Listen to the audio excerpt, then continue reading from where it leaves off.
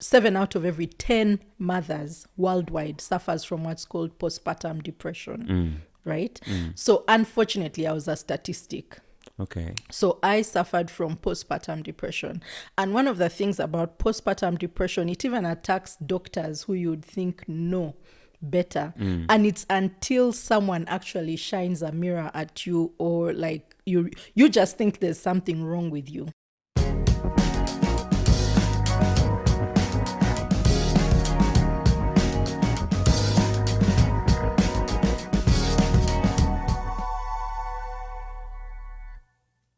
Live with Simon Chris Makanga. Trust me, we are back. And friends, thank you so much for all the good comments you have given me on the previous episodes of this podcast. And my special guest tonight is Nabifo Wamunga. She's an entrepreneur, a lawyer by profession, and the founder of Uzazi Hub Limited. We are going to speak about motherhood and all the benefits that she has presented forward to the mothers under Uzazi Hub. And we're also going to speak about the challenges that mothers face in their communities. Nabifo Wamunga, it's a pleasure to have you on Live with Simon Chris Makanga. The honor is mine. Thank you. Thank you for having me. How is it like to be an entrepreneur, a lawyer, and also running a business? That's a very loaded general question. However, it's doable. Everything is figure outable, you know. So that's one of the things that I go by. If you don't know something in this day and age, it's easy to learn. So Google is my best friend and YouTube. Learning how to juggle time, because in all of that you forgot that I'm a mother as well. That was going to come in later, but apologies for that. Nabifo Wamunga is a mother, yes, and a proud mother of two. Yes. Wow, and a interesting. wife. And a wife. We're going to have a great conversation. Now, what is Uzazi Hub? So Uzazi is a Kiswahili word. It's a catch-all phrase for everything motherhood. So in Kiswahili, when you're going to give birth, they say Uzazi. When you're in labor, they say Uzazi. When you're a parent, they say Uzazi. So I found it as a good catch-all phrase for everything motherhood. And then a hub is a place where many things happen. So what we are building is a parenthood or motherhood place where lots of things happen that support a mother first and foremost, and then parents in general. Before you support a mother, you must have identified a challenge. What was that? Yes, so it started with my own journey into motherhood. So maybe I can give it as in a summary version. So when you first get pregnant, you're so excited. Okay, sometimes you're terrified. So there's terror, there's excitement, but you want to find out more information about your pregnancy. So you'll go online. And as you're looking for things, you'll realize a lot of the information that's on there is very academic, you know, and you're not an academician. You just want to know about your baby. And the things that are not too academic are made with the audience of people who live in Europe and America. So everything does not necessarily translate. So that's the first challenge that I found. It was difficult to get information that I could relate to. Then as you progress in your pregnancy, around 8-9 months, you're now nesting. You want to start buying the cute shoes and the cute baby that clothes. Preparation. And yes, you want to set up the space where your baby will be. Then you're like, okay, so now where do I go? Where do I go to find these things? Okay. Right?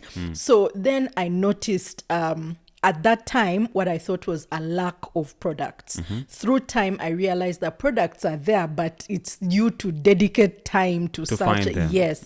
So you'll go again online, because we are an online generation, and you'll see Amazon, you'll see all these things that are inaccessible. So you might have the money, but you can't have them Yes, you immediately. can't access the products.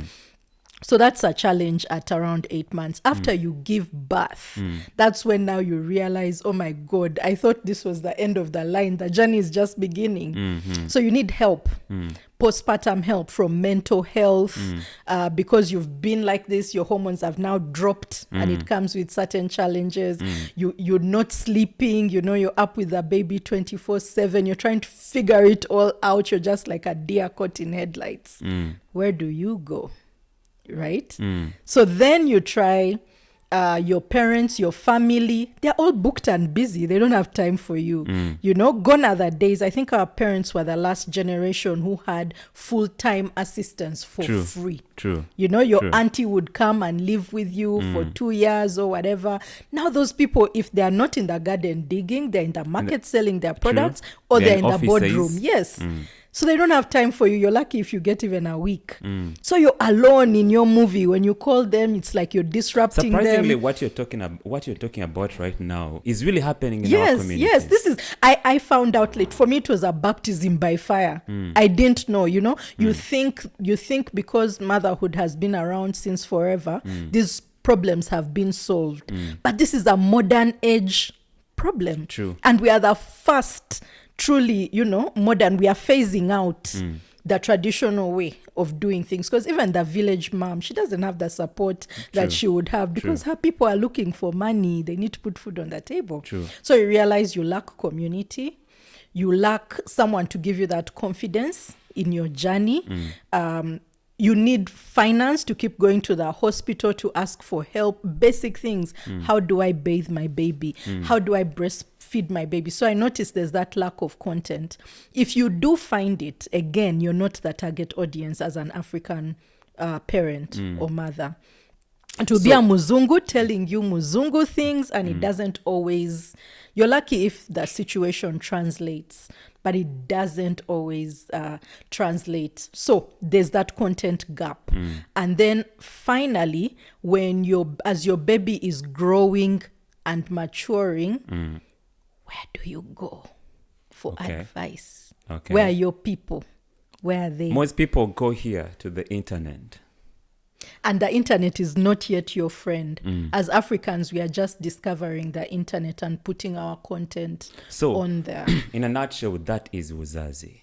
You're looking after the mother soon as she gets pregnant, and then you have a marketplace for where she's going to buy all the necessary support she needs as a mother and the child. And then you're building community for her, and you're also providing content for her. Yes. So we're focusing on the first 1,000 days. That's what we are calling it. So from, oh my God, I'm pregnant, to baby's second birthday. If you're to count it out, it's about 1,000 days. So what is your 3 contribution years. there? So Uzazi, currently we come in terms of products and information. So you're like, oh my God, I'm pregnant. The first thing you're going to want to know is, what does this mean for me? Especially the working mother, so you need to plan your next 8 months. So we are releasing content on all our social media. We have a YouTube channel, Uzazi Hub. We are at Uzazi Hub on all social media. So we are releasing content geared especially to first-time mothers. What do you tell the mother in that content? The most important thing to tell the mother is that you got this, you have this, you can do this, because the biggest fear is, how will I be as a mother? Will I handle this? It's a scary unknown, You've never been a mother before, so you don't know what it means. How was it like for you? Well, it was terrifying. So Uzazi is a product of my own experience, and then in talking to other mothers, because you have to first overcome that shame where you think you're the only one, basically like you're dying in your movie, you're the only one who doesn't know. But how are you supposed to know? Who taught you? Right? So when I got overcame what I felt was shame, in talking to other mothers, friends, colleagues, you realize you're not unique. You think you're unique, but then as you talk, everybody walks that journey, a variation of that journey of from not knowing to the journey of beginning to learn, because you can never fully understand parenthood, but you begin to walk that journey. So it was in talking to other parents that I realized this is a real big problem. I thought because most of my close family does not live in Uganda and my husband is an only child to a single mother, I thought maybe we don't have support because of those reasons.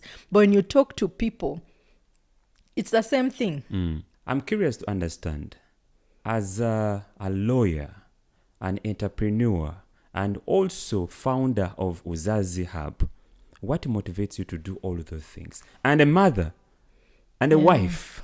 Yeah. What really motivates you to do all that? So maybe what I can share is in the beginning, so those challenges in the beginning of my journey made me realize there's a problem, right?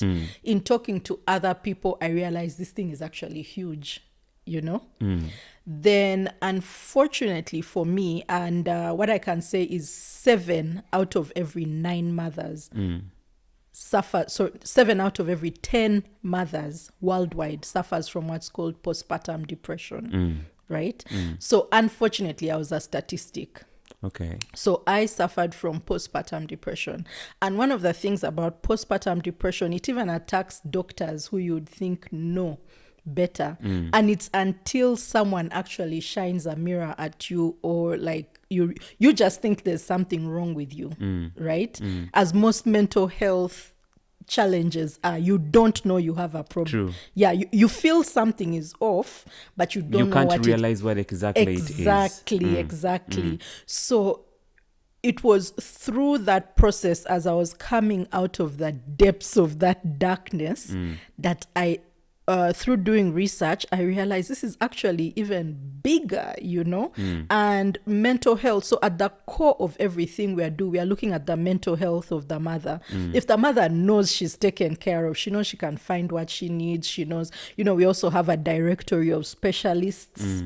I had breastfeeding challenges. Most people think it's obvious, but it's not. So you think you're broken if you're struggling to breastfeed your baby, something that looks obvious, but it actually isn't, you know. So creating a directory of specialists, all these different things, that when I started not looking at myself and my problems, but imagining how another mother feels, who's not as privileged as me in are. terms of knowledge and knowing how to research and having the opportunity of people out of the country to send them for things, you know.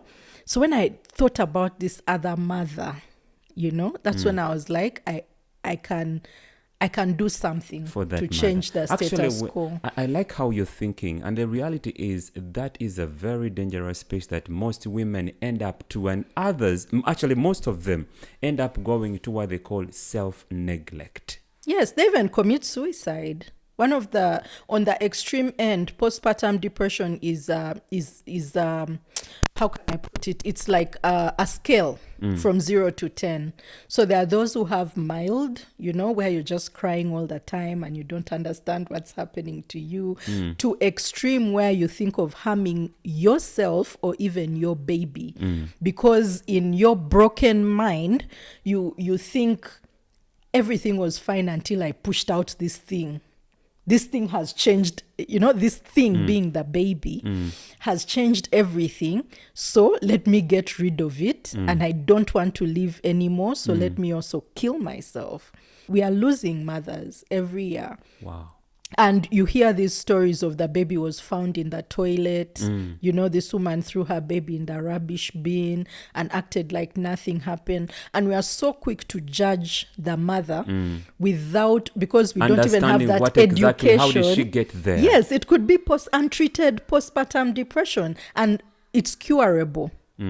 98% of the time it's curable if you approach help, no matter how far, you know. So most of the content you create under Uzazi Hub, is it also helping that mother or that woman? Yes, it comes from that point of view of postpartum depression Sometimes it's all about just even hearing the word. You don't know.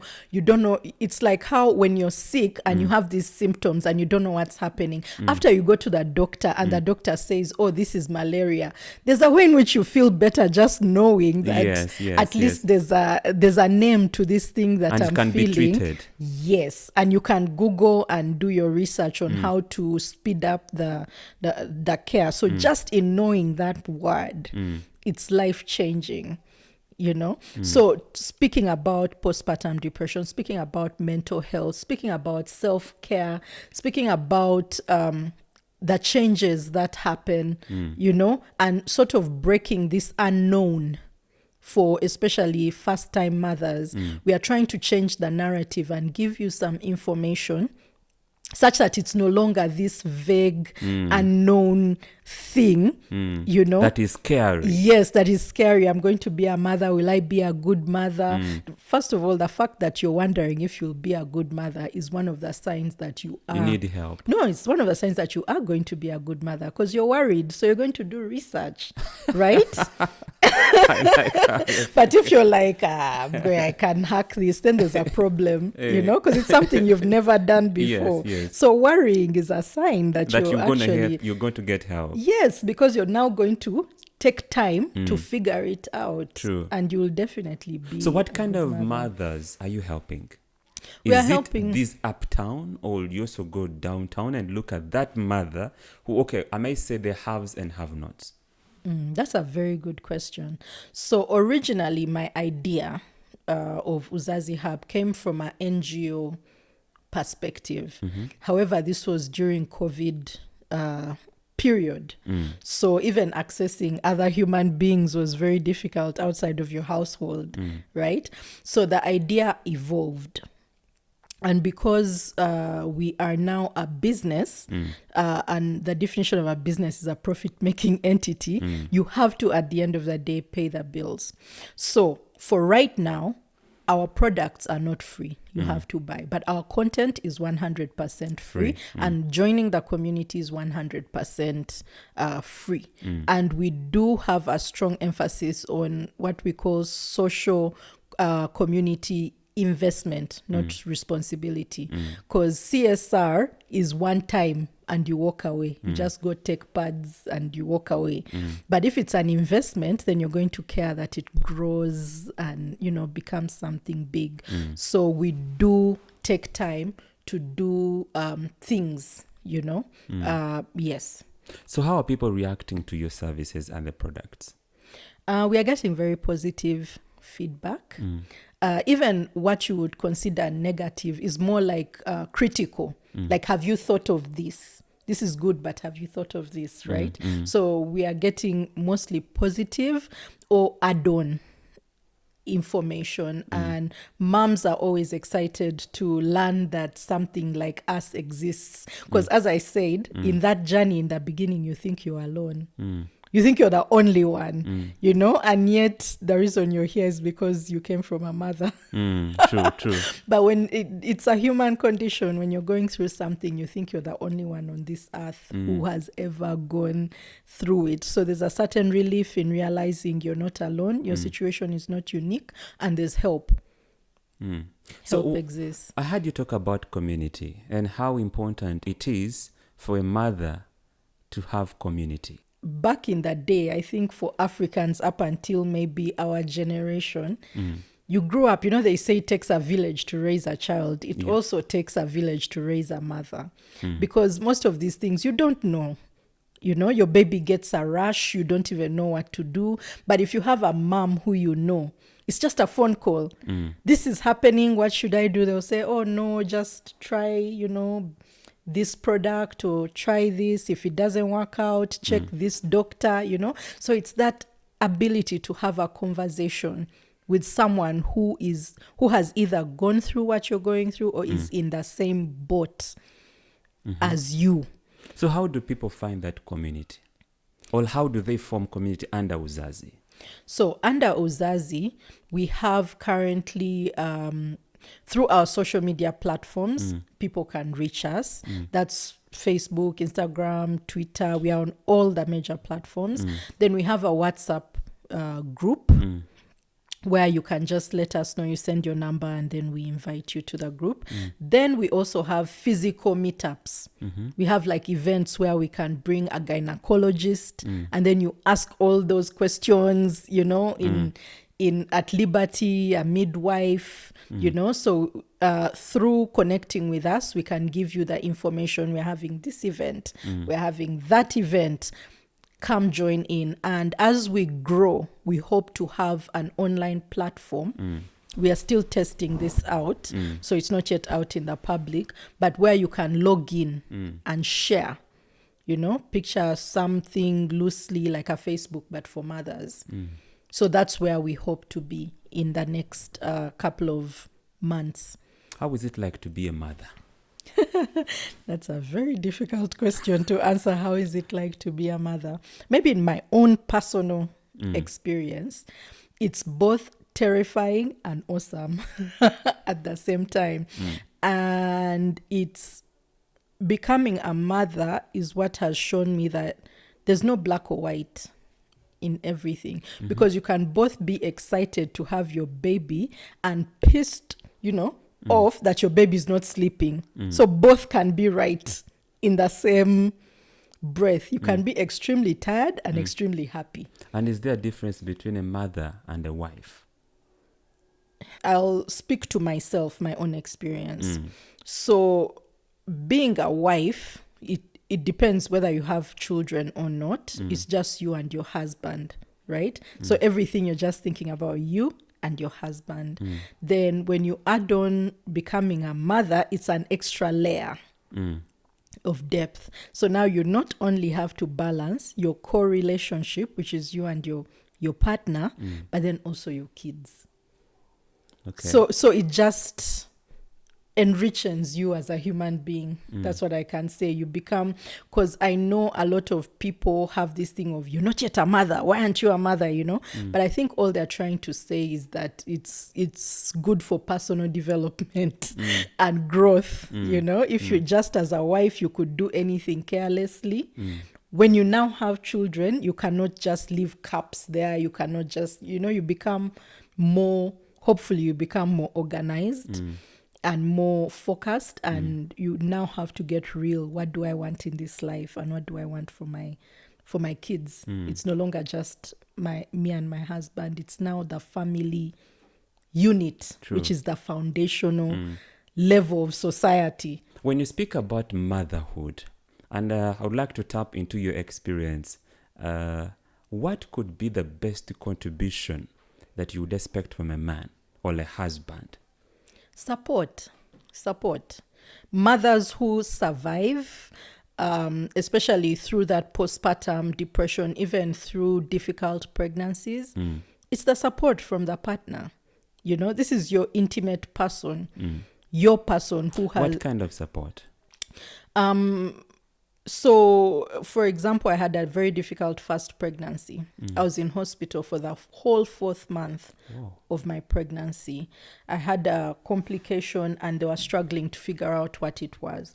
My husband was with me the whole time. He stayed with me, you know, and I would tell him, but we need to make money. And he would say, well, the money is nothing if you're not there, you know? Wow. So I'd rather be there with you, which, like, the business side of me was very frustrated, but me, the wife, I was very happy that he was there. And even through my postpartum depression, he was there. And I think it's one of the reasons why I'm still alive today, you know? Just because he was there and he was present and he was supportive, you know? When you've slept all night, I'll make you breakfast. When I see you're tired, I say, give me the baby, go rest, you know, just showing that you're an extra hand, you know, and it's not, how can I help you? It's, we are in this together, right? That feeling of we are in this together. I'm not doing this alone. It's fundamental. How was it like you growing up? That's again a very broad question, but my mom was a single mother. We are three girls, and I'm the last of 3 girls.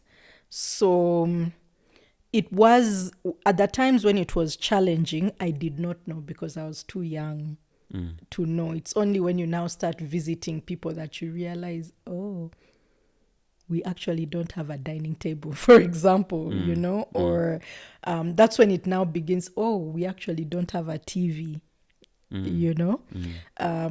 So growing up at the time when my mom was truly struggling, I did not have that awareness that we were struggling. It's only now in retrospect when I look back, I'm like, oh yeah, we were struggling.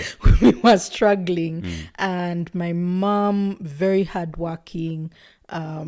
She traveled all over the world, you know, looking for money to support us. But in the fact that we were able to go to good schools and study, there was the disadvantage that she was hardly there. Right? So I grew up mostly with relatives and family friends. And that has its advantage. Impact. Yeah, it has its impact. How has it impacted you in any way? A lot of the people that I stayed with, not all, but a lot of them treated me like an orphan. The way you treat someone who has no one there to support them. And yet my mom was actually there, you know? So, so I had that, I had to grow up very fast. Okay. Even when I was young, you know, and realize I have to survive. So you have to do whatever it takes to survive. And if you're being treated like a burden, you're going to do your best, you know. So maybe I get my people-pleasing tendencies from there, something I'm trying to work on. You don't want to be the burden, so you're over-helping, you're over-cleaning, you're the first one to put your, you know, to say, okay, I'll wash the dishes, you know, even if they didn't share the food with you. They'll bring pizza home. You're just supposed to smell the aroma and wash the dishes because you're not part of the family, you know, kind of scenario. So going to boarding school early in life, you know, that's also life changing, going to boarding in primary school.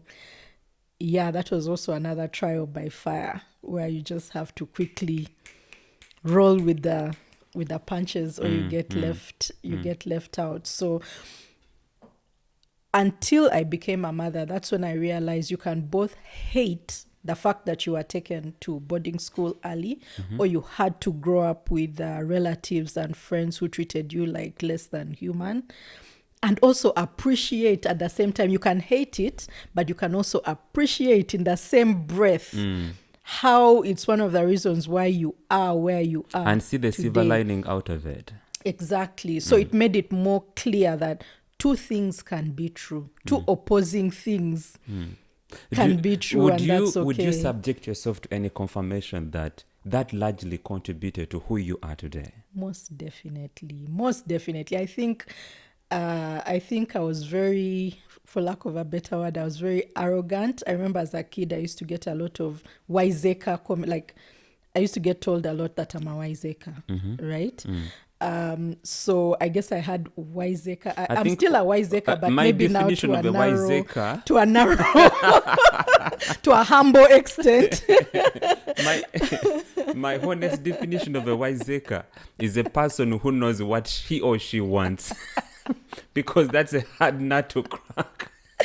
So, and I think I would have been like arrogant so it was a very humbling experience. And also you become aware of your surroundings, you know, and more considerate.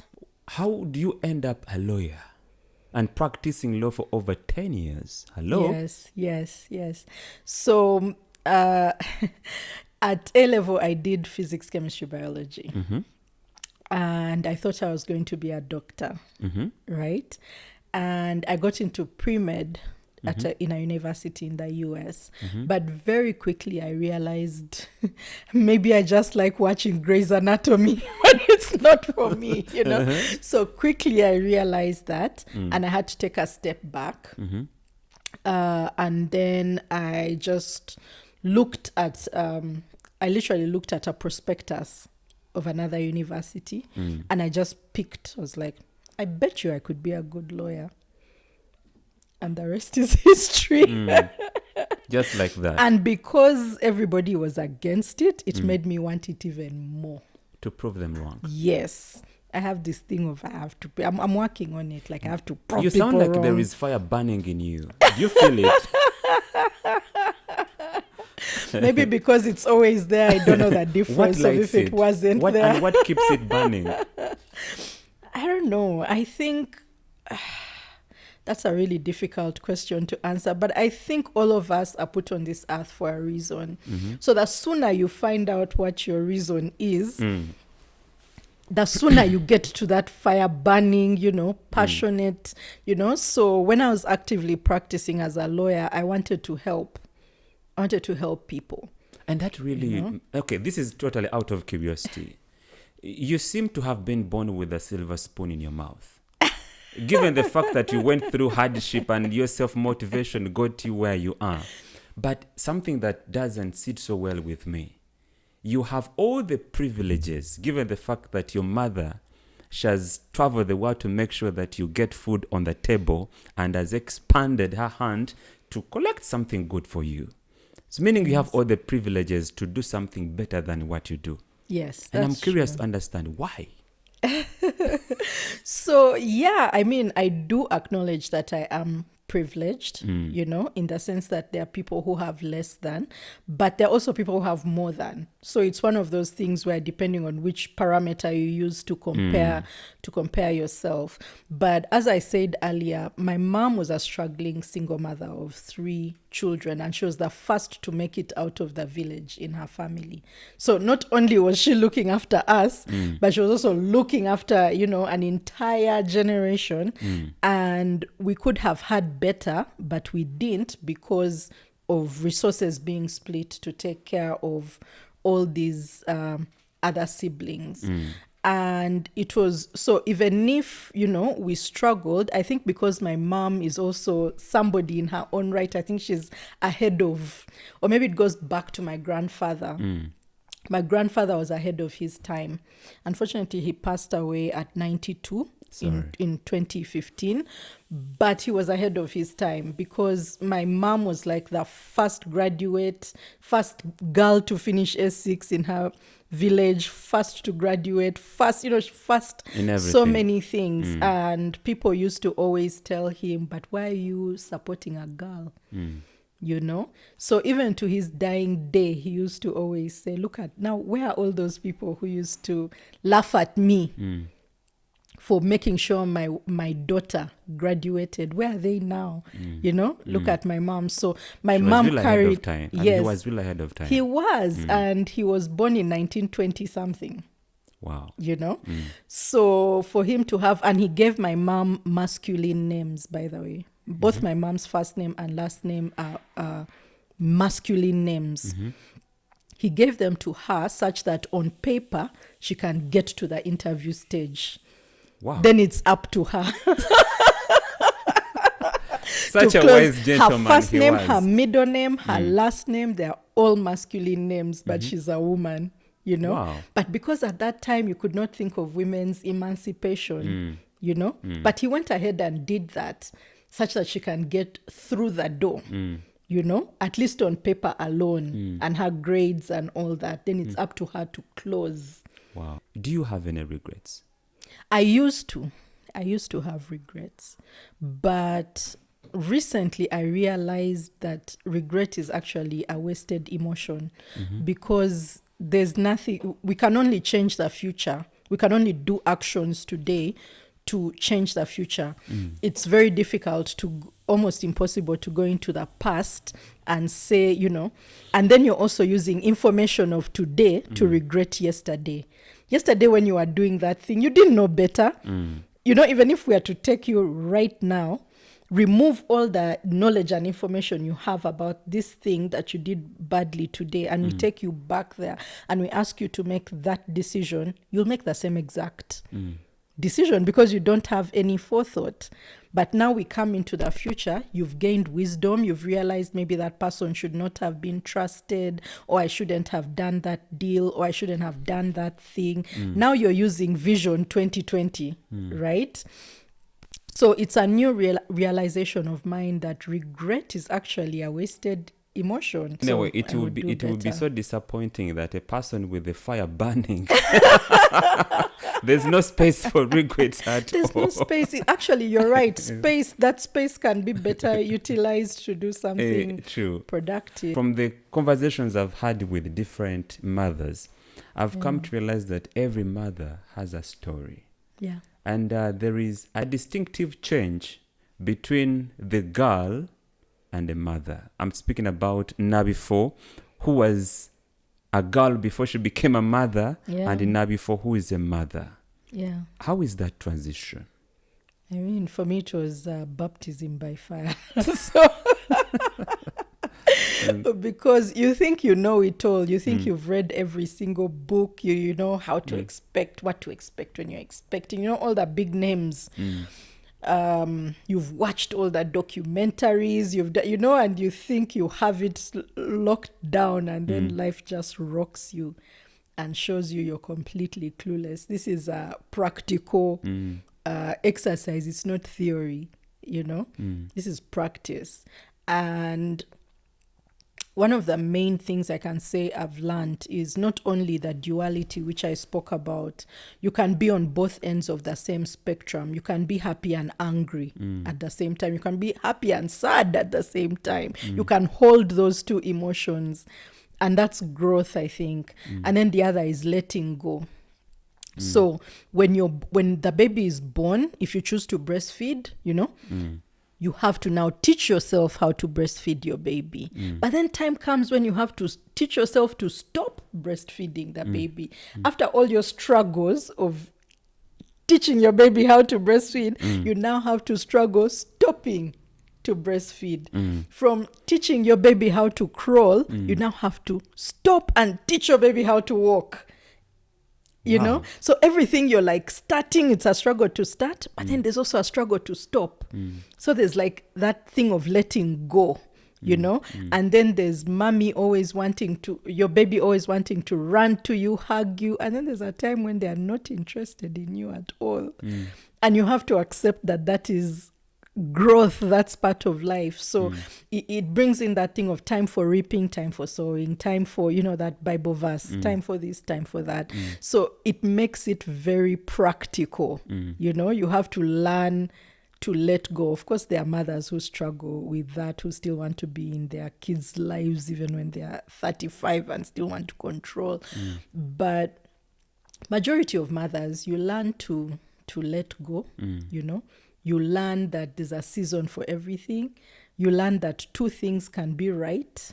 Two opposing things can be right at the same time. You can love your baby and want to, really slap your baby, give them a hot slap, but you still love them.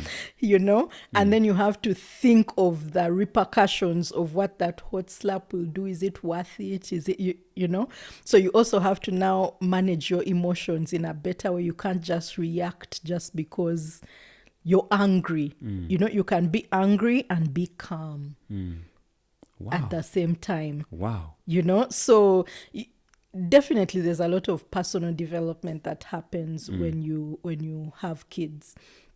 And I think that's why a lot of people want maybe employees who are parents, or you'll only get promoted if they know that you're not only married but you have a kid, because you have definitely gone through something. And you have most definitely grown as a human being. And I think you're better placed to lead people because you're literally leading people. Right? Yeah. So I like your definition of a mother and motherhood. Actually, what you just said right now, to me, I feel like it's a clear definition of motherhood. All the transitions that happen from you being a girl, how you conceive, and then the steps you go through until you raise a child to the 1,000 days you talked about. I'm also curious to understand, how do you speak about God and the Bible? You are born again? No, I'm not. I'm not born again. I would say I subscribe to the teachings of the Bible and the teachings of Jesus Christ as a human being, and everything that he ended up coming out as. Do you I believe grew in the up Bible? Catholic. I subscribe to that. I guess there are certain things that maybe it's still like questionable, but I believe that the Bible was written and it has a lot of lessons to learn, a lot of teachings, Is it your go-to place when you're in trouble? And unfortunately, I can't like honestly say that that's true. It's one of the places that I go to. Maybe the first place that I go to is prayer. Yeah, I start with prayer, and then if it comes that maybe I need to open the Bible, then I will. But because of previous bad experience with certain churches, I would never. I grew up Catholic. That's what I can say. And I am spiritual. I believe in Christianity as a whole, but I've learned there are certain things in Islam that I really like. There are certain things in Buddhism that I really like taking time to meditate. And yeah, so I can say I'm someone who's still learning. I've not yet picked a goalpost. I'm still learning things and growing as a human being and getting deeper in my spirituality. I would say, yeah, if a Muslim came and invited me to the mosque, You'll go. I'll go with them because I want to learn, If a Hindu, in high school, my best friend was Hindu, so I would go with her to the temple sometimes. And yeah, I liked how chilled they were to things. Yeah, so I wouldn't say I am I would never say I'm like maybe Catholic or Muslim or this or that. You're a child of God. Yes, that's a good one. Long story short, you're a child of God. Now, I would like you to look into this camera and speak some words of wisdom to the mothers. That's a good one. So I would say, mothers, just know that you're not alone in this. All mothers are going through a version of what you're going through. You might think that because, I would give an example. My kid was sickly through the whole of last term. We kept going to hospital, and it felt so heavy, And then I was sharing with the headmistress of the school, and then she shares her own child had Bell's palsy. The whole one side had dropped, and she was going from hospital to hospital in between work and everything. And I just felt humbled because my kid was sick, but it was not something so life threatening, So in other words, what you're going through, there's another mother who's going through it, either a worse version or a better version. So you have to hang in there, not only for yourself, but for your kid and for your family. And don't be afraid to seek for help, And then remember, not only are you a mother, you're also a human being. You're also an individual. You're Nabifo, you're Sarah, you're Mary first. So don't die in the movie of I have to be the best mother in this world. You have to be the best you first. And if you're good to yourself, it just naturally flows that you'll be good to everybody else. Wow.